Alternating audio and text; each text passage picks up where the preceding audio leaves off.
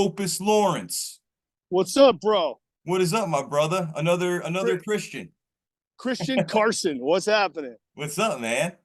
Good to So, good to chat with you. hell yeah! If you hear random cars and stuff in the background going by, it's because I'm doing my 5 mile daily walk that I do to keep this fit shape that I have. Yeah, man. And a drummer, bro, you got to keep that endurance up and all that shit, right? And that cardio. Oh yeah, yesterday I went for a 2 mile run.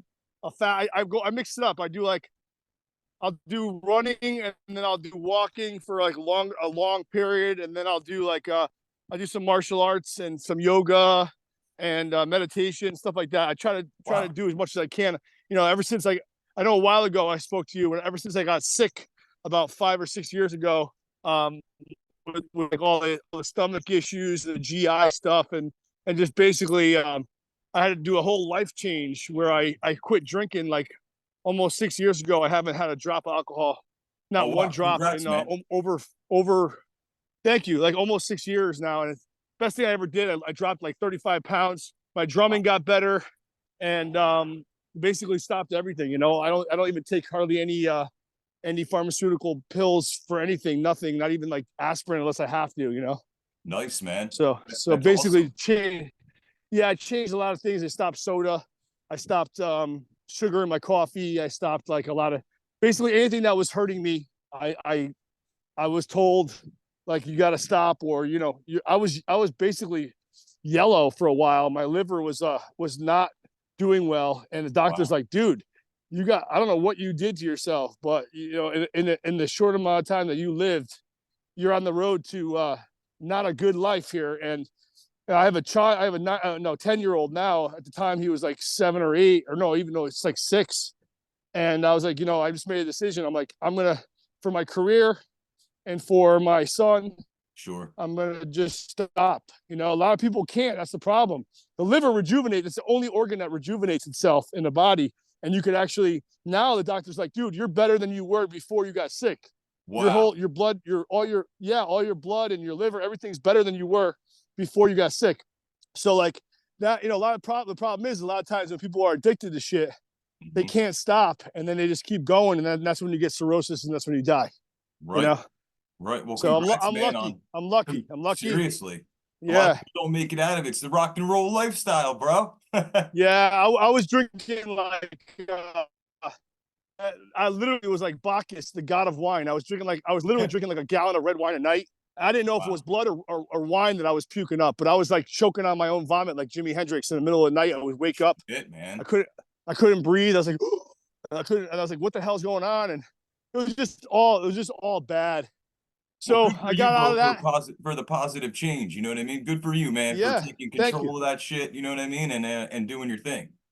I think it's important that, especially as you get older, and you want to sustain a lifestyle that could actually, it's going to be conducive to what you do. And as a drummer, I see a lot of people like a lot of mentors that are older than me. Jason Bittner and Dave Lombardo and all these cats, and I'm like, and they give me hope. I'm like, wow, they're still killing it.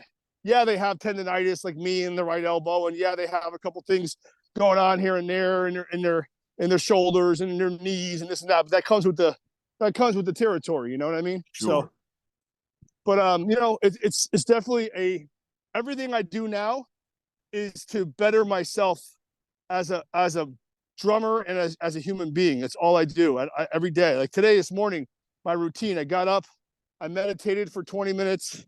I did a little bit of yoga to make sure that, because I have some issues with my back and stuff like that from drumming. So every day I do this routine that helps me keep it at bay. And now I'm doing my 5 mile walk, and then I'll basically everything I do is for that. Like cold water baths. I sometimes do that. I dunk my face I dunk my face into ice cold water for like 2 sets of 30 seconds, and it's like doing a hit of cocaine. Damn, dude, I've heard of people like Joe Rogan doing that and shit, and the cold plunges and stuff. Man, it really works, man. It kept me from getting colds. Like I thought I had one coming on, Yeah, because your body just like doesn't know what to, it's like goes in shock. It's like, what the Right. fuck's going on? So yeah, it's definitely I do all that stuff, and I just try to do as much as I can when I'm on the road. It's a lot harder, but like, everyone's off doing their thing. I'm in my hotel room, meditating, doing yoga, and doing all that crap. So I'm glad you said that, man, because you've always seemed like a really highly motivated individual to me, man. You know what I mean? thank Always you. out there doing stuff. And I mean, let's just let people know. I mean, you're part of many projects and numerous things. I mean, Dead by Wednesday, Cro Mags right now, Earth, the Black Yep. Sabbath tribute. Those are the main three right now. That's it. I'm not doing anything else. I have my solo stuff that I do, but that's just more Right. for like, that's more for me just to have an outlet to like, sing and play guitar. Because I'm mainly a drummer, but I also know how to play guitar That's and what I I was gonna write. say as well, man. Yeah, I mean, Yeah. not too many drummers do that. Well, it's something that I learned a long time ago because I wanted to write for my band. You know, it, Absolutely. and it's like, dude, like, you know, I have a lot of my guitar players I've had are monsters. So I actually the whole thing I learned by watching you. Like Sure. whether it's good or bad, I always watch my guys and I study them, and I learned basically just by watching them and having a good ear. And I would pick up the guitar after our practices and I would mess around with them. And then I got an acoustic and I started, just messing around with that. And next thing you know, I was mimicking songs and like everybody else. And then I was started like writing stuff because once you start learning, bar chords and different scales and stuff, I started writing and then I realized Sure. that, wow, I'm like, wow, like I actually could write and I know how to write melodies and I understand song structures. And as a drummer, I think to be honest with you, every musician, no matter what instrument you learn, I feel like they should at least know the basics on drums first, because I think that having rhythm is so important for any musician. I agree. 'Cause you can learn to a click track that's stale. You Right. want to learn to like a groove. I learned from playing with people, playing to albums, playing to shout. My first playing to Shout at the Devil. That's how Right. I played drums too. And Nothing once you beats have, that internal groove and internal vibe. Absolutely, yeah, man. Internal and I think feel.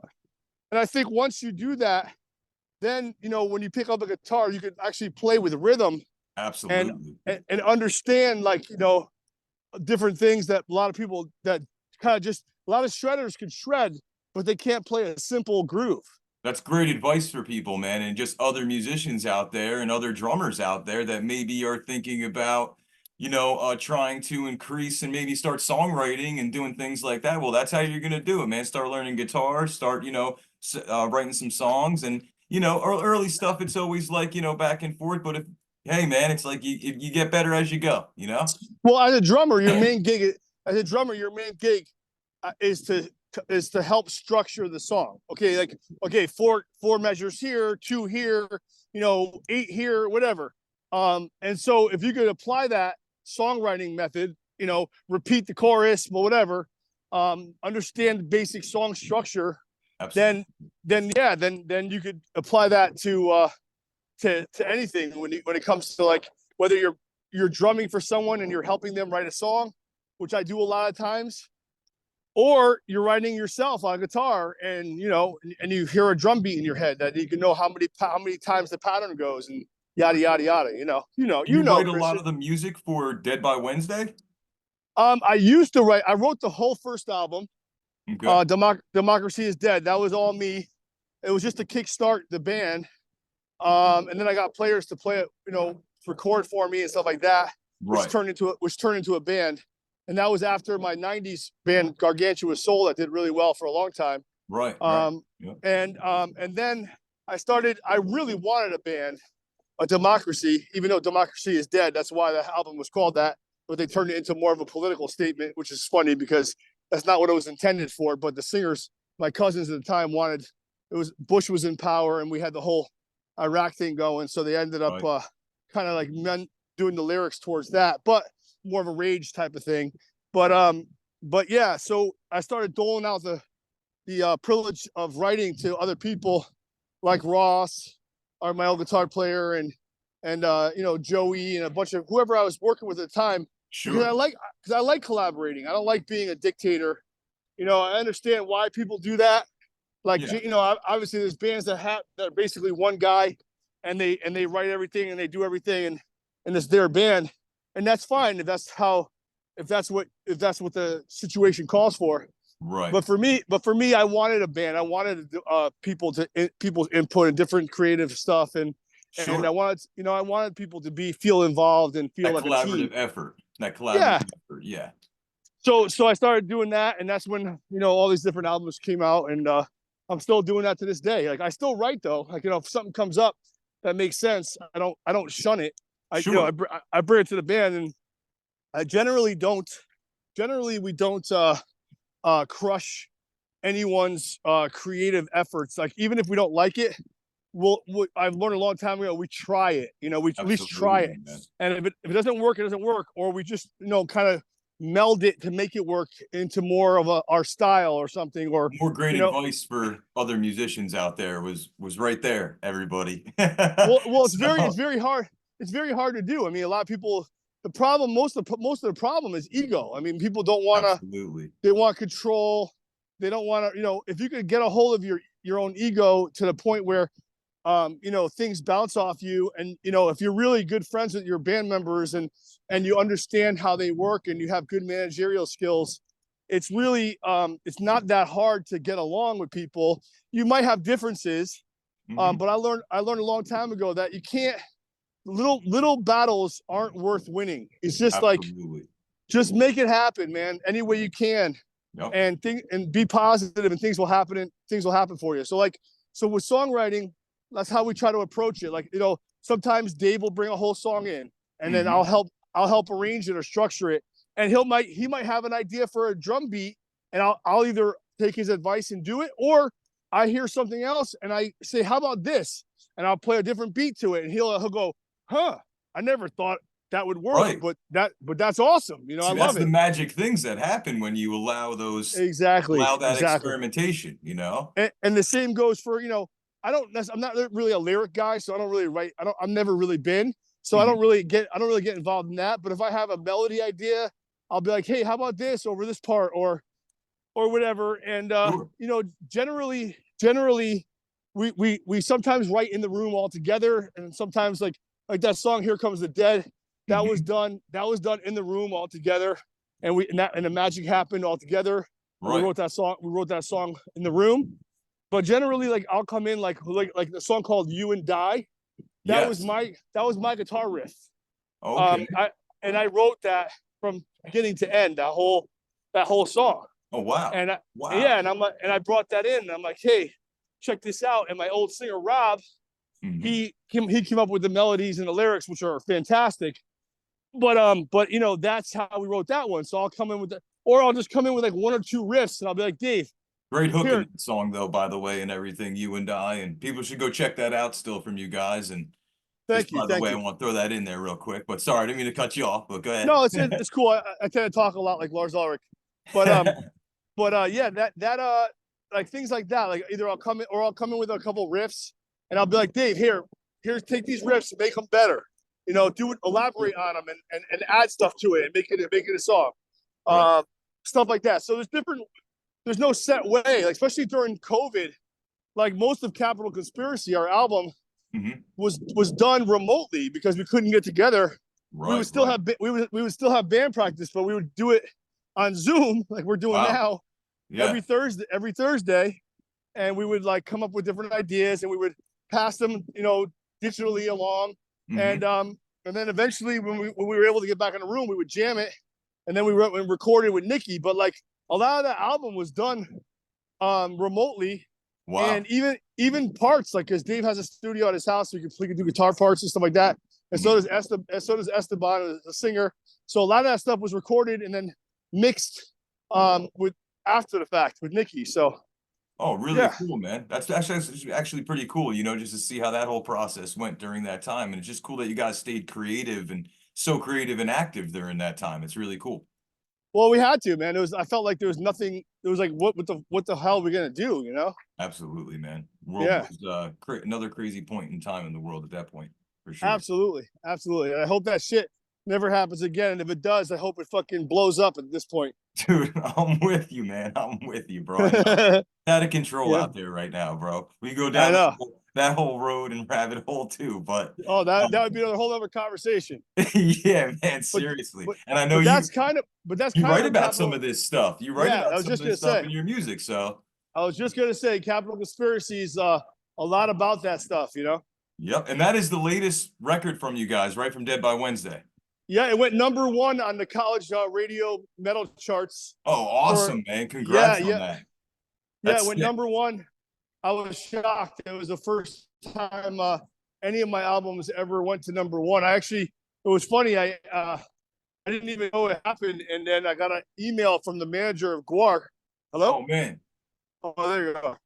You got me, sir? I got an email from the manager of Guar, Bambino, and he's like, "Hey, congratulations!" I said, "For what?" And he goes, "Go check the NACC charts, National Association of College, whatever the hell it is, charts, whatever." Yeah. And I went and I looked, and it was number one. I was like, "Holy shit!" So I framed it, and it was really Oh, cool. I that's mean, awesome. it's not like commercial radio, but still, it's an accomplishment, you know. Dude, definitely. And I mean, bro, it's so crazy just this business and game now, you know. A lot of people don't understand, you know what I mean? They see the really Yeah, large mainstream artists and they don't understand how some of the other working musicians at other levels and stuff in this game really how they have to deal with everything and you know how they make money and they just the don't grind. understand the business. Oh yeah. Yeah, the It's grind, tough, dude. man. It's tough. That's why I have a ton of respect for you, dude, and just for all Thanks, your Christian. oh, absolutely, man. I always have, and just for all your you're so Well, motivating. You're a motivating guy, man.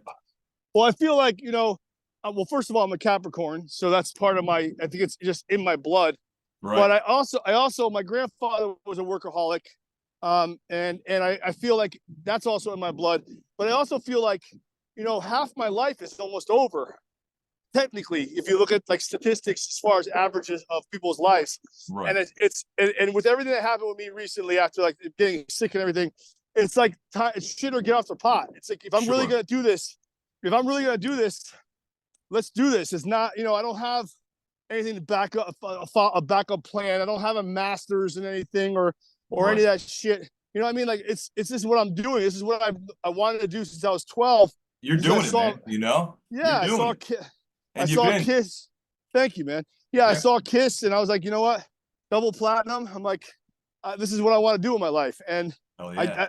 I went on that voyage, and it might, I joke around with people because, I'm finally getting paid to play music and travel the world and play in front of thousands of people, and I joke, I'm like, oh yeah, I'm a 50-year-old overnight success, Right, right, right. because like people think, oh yeah, this guy's, oh you're lucky. I'm like, yeah, it took me fucking forever to get Right. here. You know what I mean? They don't understand, you know, And how I'm still long. not. Yeah, and all the Sure. trials and tribulations and all the no's and all the doors that slammed in my face, all the people that were fucking Absolutely. assholes, and still are. It's like, you know what? Yeah. Fuck you. Like I'm doing it my way, and that's that. You know what's cool about now and like cool about nowadays and this day and age and just with technology is that people are getting a chance to kind of see their artists and stuff that they enjoy or want to check out or you know might have just heard about or whatever more and more. And I think people do want like reality and truth, you know, more so Yeah, than ever. And maybe they're gonna start really like not only appreciating the artists for, you know, the music that they put out, but also like the people and the soul that they are. And they're really getting a chance now to see like who people are, you know, behind the scenes. yeah, That's a big deal. It's a big deal. it is because you realize how many of them are such fucking douchebags. Seriously, man. Seriously. Yes. And then the ones that have been out there forever grinding, it's like, oh, maybe I should give these guys a chance. Yes. Yes. Totally, And man. I'm hoping that's what kind of occurs and I think it is happening actually with nowadays more than ever. You know what I mean? Nowadays more than oh ever. yeah, I get all kinds of weird requests from people that I never would have thought ever wanted to hear my music from, like, friggin' places that, like, Bosnia and Australia, and like, what Absolutely. the hell? Like, where are these people hearing this stuff? But we have great distro, and basically, great team of people around us, and who I've actually managed to, get to be on my side as far as like helping and doing things, and it's a two-way street though. They don't just give handouts. Like I do a lot for Sure. people, and I've been doing a lot for a lot of people for a long time. So finally, it's just starting to come around now. Absolutely. I remember, I think one of the first times you and I linked up was when Jamie Josta from Hatebreed was putting out a compilation album, metal compilation album, and my band Commonwealth, you had hooked us up and got us together to get on there. And you were always a helping Yep. hand too to other people in the scene and in the business too, which is always just really cool, man, really, really cool of you. I think it's important. I think it's important to be a bridge for Absolutely. people, because then eventually, like, whether it helps or not, whether people think I'm an asshole or not, it doesn't matter. My name is out there, and people are like, "Oh, you want to get it? You want to do that? Oh, you got to talk to Opus for My Snap Music." Right. And now everyone's like, "Who the fuck is that guy?" You know what I mean? Like, Sure. so it's definitely like it's important to network, as much as possible, even if it's if you think it's like, even if you think it's like a minor, like, whatever, it's important. And I realize that more and more as I get older, like, like it's one hand washes the other is very true. And Definitely. I don't mean just hanging around watching a band after you play. Yeah, that's just like, moral shit. I'm talking about like, hey, this guy fucking hooked me up with a show in 1999, one of my biggest shows ever in his hometown, you know, and now my band's huge somehow. Like we blew up. Right. I'm gonna bring these guys out with us because he gave me my start. And Yep. so few people actually remember that shit and do that stuff nowadays, that it's actually sad. It is. It's But unfortunate. Yeah. I think but there needs to be more of it for sure. but you get one gem. If you help out 1,000 people, and 10 people out of that 1,000 hook you up in the future, all right, I did my job. I did what I had to do. I actually ended up getting something out of all that work that I did, all that time that I spent into helping other people. Now I'm reaping the rewards here and there with people that actually are cool and that give a fuck. For sure. You know? You've just always been somebody and seemed to me somebody who always was rooting for other people's successes, within the business and within the scene. I think that's important as well. I think it's important that we all Well, root for each other and we're all in the same game. I see a lot of these comedians. I was on a podcast before with Bert Kreischer before he really like kind of exploded, and Big J Okerson and those guys. yep. And it was right before like he really got his special and his movie and all that stuff. And those guys, you see with some of their stuff, like they'll have a comedy special coming out and they'll have like each other on each other's podcasts and things like that. If there could be more of that within this game, I think it would be helpful to everybody within it. You know what I mean? I agree. I mean, there was a time where I was bitter, and That I'm not gonna, happens. yeah, That happens over not time in this game. I'm not gonna lie. Yeah, If I want to be honest, sure. a short period of time where I'm like, well, why is this guy getting that, and why is this? Everyone goes through that, because Yep. you're like, what the fuck, I'm doing this, I've done that, blah blah. But that's not helpful to anyone, and all it does is hurt yourself. So I It's always true. say this. I always say that, you can't let anyone else's successes bother you. You have to use that as a motivating factor, and try to forge ahead and be Right. positive. Be positive no matter what, and just basically use that as like, oh, you got that? Okay, motherfucker, I'm gonna do this, Yeah. and you know, Yep. and so it's a healthy competition, not Exactly. not not a bitter thing, Exactly. because and that's where it's changed. As soon as that changed in my life, and I started realizing that all that stuff is just nonsense, and Yep. it's an immature mentality.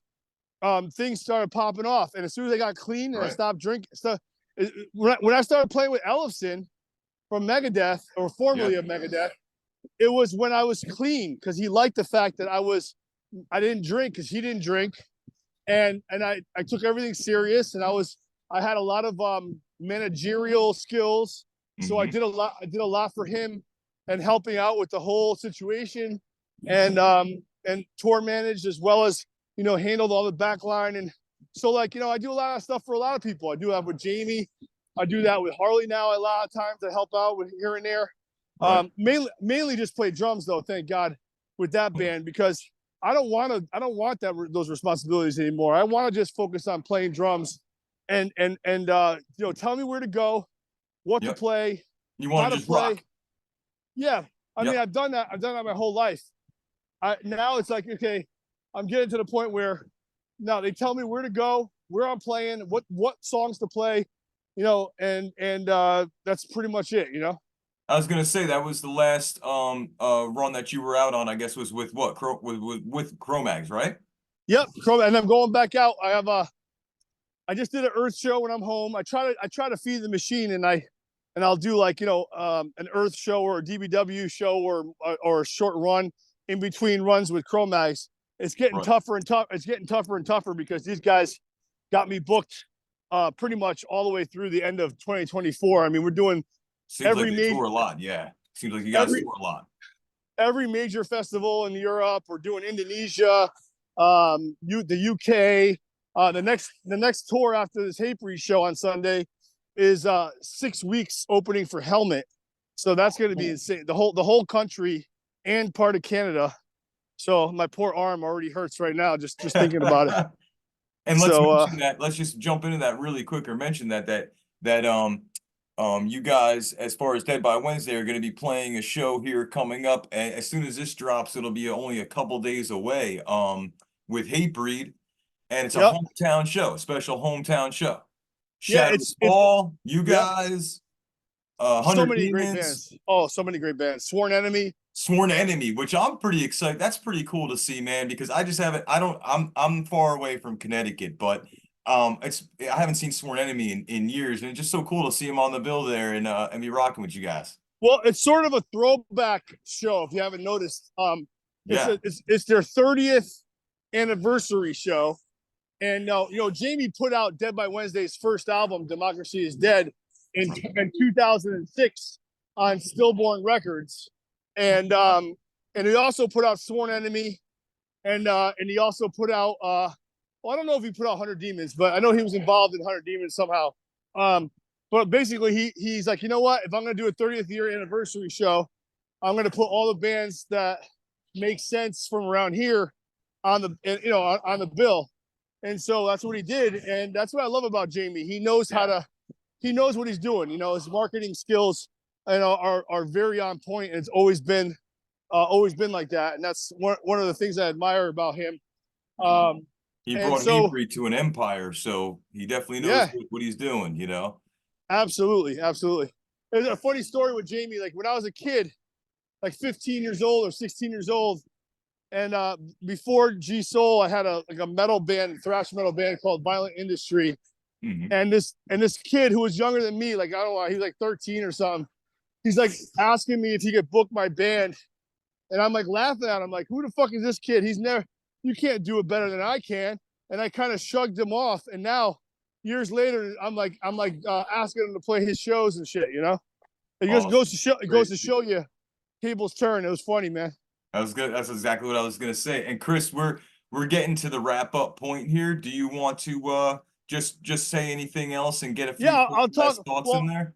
Well, yeah, this Sunday, St. Patty's Day, St. Party's Day, March 17th, is a huge show. Hatebreed's 30th anniversary show. I'm playing at 2 p.m. sharp on the Dome stage. There's 2 stages. It's an early, old school, hardcore style matinee show, which is great. The whole show's over by 8:30. Hatebreed goes out at 7. So there's plenty of time to party afterwards, too, if you want to go somewhere else. But I go on at 2 p.m. in the Dome. There's 2 stages, Dead by Wednesday, and a bunch of plethora of great bands. Where can people grab tickets? Doors are at 12 noon. It's a Live Nation show. So if you go to livenation.com, I believe Oakdale Theater or Toyota Oakdale Theater in Wallingford, Connecticut, you'll be able to find, just Google that. You'll be able to find it, or go to any go to the Hatebreed pages or even my pages. Which is, deadbywednesday.com. All the Facebook, Instagram, all that stuff. It's just Dead by Wednesday, all one word. And except for our YouTube page, which is DBW TV, and that's the abbreviations for Dead by Wednesday, DBW TV for YouTube. Everything else is just under Dead by Wednesday. But yeah, it's going to be this Sunday, March 17th. It's all ages. It's going to be a killer show. Yep. Show. And then after that, I'm going to be going out with the whole universe with Cro Mags. So keep your eye out. Keep your eye out there. And thanks for this, Christian. And keep rocking. I know you're a great fucking singer, guitar player, songwriter yourself. And we all I know that. So I respect that as well. Thank you so much, brother. And right back at you, man. Right back at you. And just thank you so much for joining me, dude. We'll do it again. We'll do it again soon. All right, bro. Take care. Thanks a lot. Thank you. Later, homie.